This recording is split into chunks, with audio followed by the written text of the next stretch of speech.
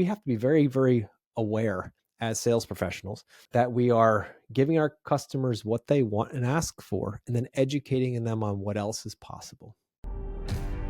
Welcome to the Sales Made Simple podcast.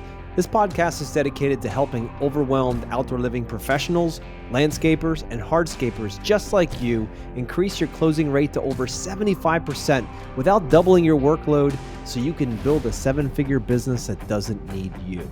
I'm your host, Joshua Gillow. Let's dig in.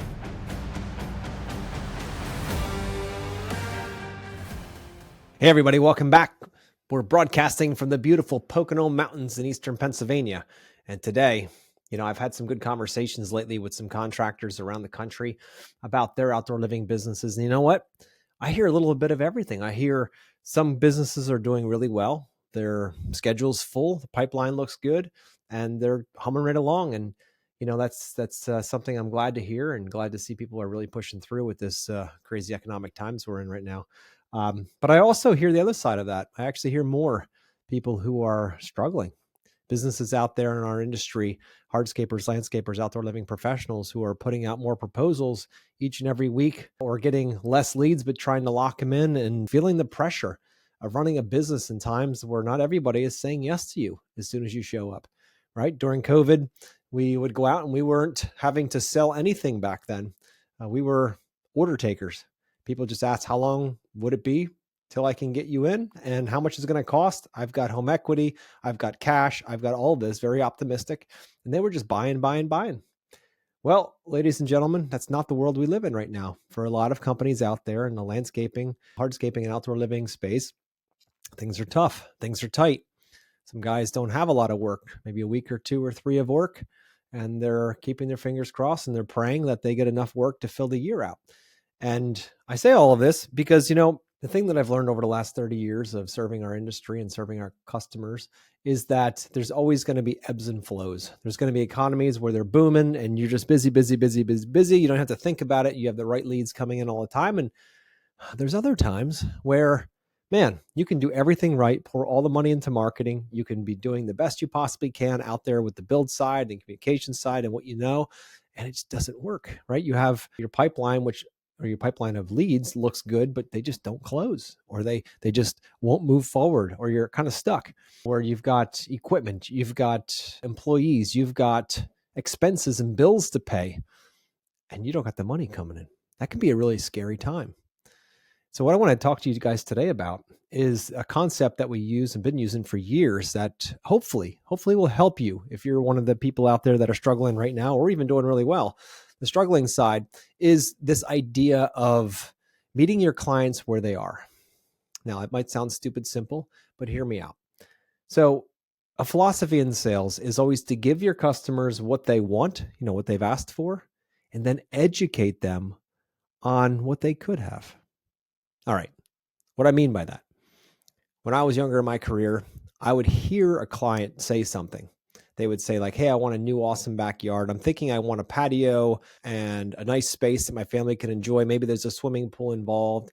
And yeah, I would love that for the backyard. And that's what they came to me and asked. If you actually took a list of notes that they asked for, that's what it was. It was that patio and that potential pool and maybe a little landscaping or something like that. And me as the creative, as the designer, as the one thinking, you know what, that might be what they think they want, but I know what they want. So I'm going to design this space to the nines. I'm going to put in that spa that they didn't mention they wanted, but everybody has a pool probably wants a spa. And I'm going to make sure that they have all the nice landscape lighting, and they're going to have that pond. They have to have a pond for the sound of water. They're also going to need to have seating walls and a fire pit because all backyards have to have that. And I would extrapolate this project, this design out from 2 or 3 core principal needs of the client into something massive. And I did this because not because I wanted to figure out how to get more money from them. I did this because I was thinking, you know what? This client doesn't know what's possible. So I'm going to educate them right up front. And what that looked like was a design that was way over budget, full of things they didn't want. And what I didn't realize, listeners, is that I was completely overwhelming the customer. I gave them one option, this big option. I figured in my mind, you know what? They could just take the pieces out that they don't want. They could just remove them and they could just, pretend like they aren't there. But the problem is that once they see it all together, they like it. Most of the time they loved it. And then they got really pissed when they couldn't afford it. So what I'm telling you guys out there, the strategy that we implemented years ago that has helped with this need is, again, back to what I said, give them what they want, what they ask for, while educating them on what they could have. So when it comes to proposals or designs, design it exactly the way that they gave you. Now, if you have a great discovery call process and a great discovery process in general with your customers, you'll have tons of great information to work with in that design. So design something that fits within the realm of what they're looking for. And then on another design, put something together that's even crazier. Maybe it has more things that they haven't considered. But if we don't give them a path to what they want, what they originally came to us for, and we only show them what could be the after educated part, we now have a situation that we're in that we're going to alienate our customers, that they, high probability, they probably won't go with everything that you put in there. And they might even get pissed off at you for trying to upsell them.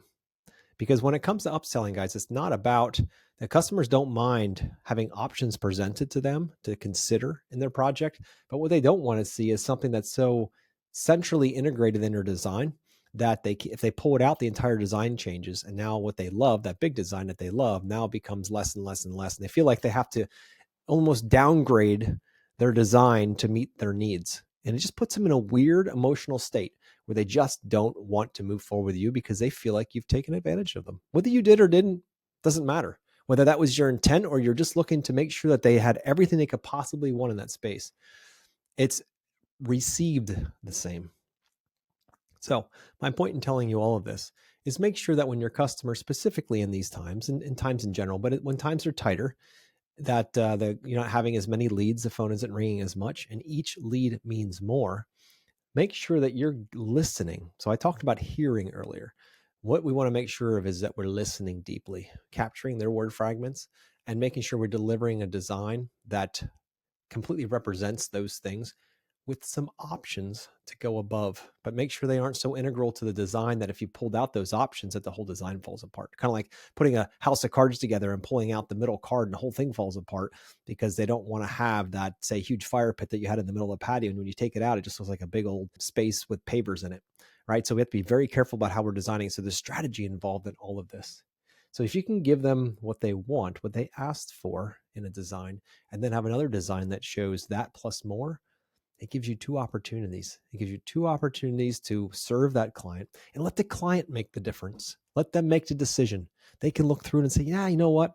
I really want to stick with the simpler one, the one that of just the things I have asked for, because that's all I truly need, want, and desire. Because perhaps listeners are only going to be in their house for another 2, 3, 4, 5 years, and they're going to move on to somewhere else. So they don't want to overinvest. But if you're talking to a customer that's in their forever home, and they say, look, someone's going to take me out in a box. I'm staying here. My grandkids are going to come here. This is our house.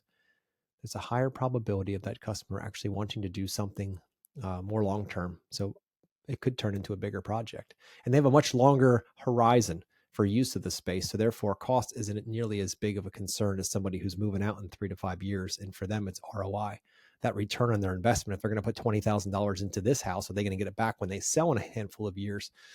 And that's, so different mindsets come into this. But so we have to be very, very aware as sales professionals that we are giving our customers what they want and ask for, and then educating them on what else is possible. In that role, in that realm, you let the customer make the decision. And I will tell you, listeners, oftentimes you'll have customers that'll upsell themselves without you having to even try to do it.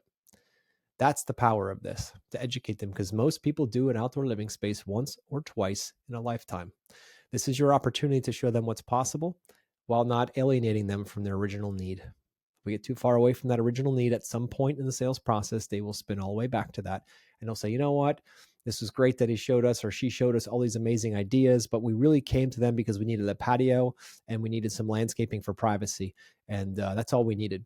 So now we take that big project that's spiraled up to $300,000 and pull it back down to $50,000 because that's really what we came into this relationship to find a solution for.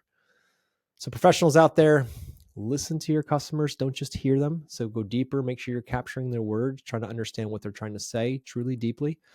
Figure out whether they are in it for the short term or the long term, 2 to 3 year time horizon or a whole lifetime time horizon.